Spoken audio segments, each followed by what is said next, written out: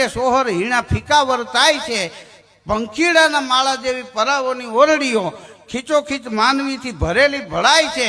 રંગથી રસેલા ઓલા રસોડાની બાજુમાં જ માથું ફાટી જાય એવી ગટરું ગંધાય છે। સીપી ઉપી મદ્રાસી બંગાળી ને ગુજરાતી સિંધી મારવાડી અને કાનડી ગણાય છે। પારસી ને અંગ્રેજી ચીની જાપાનીના દૂત બહુરંગી ફાલ જાત જાતનો જણાય છે।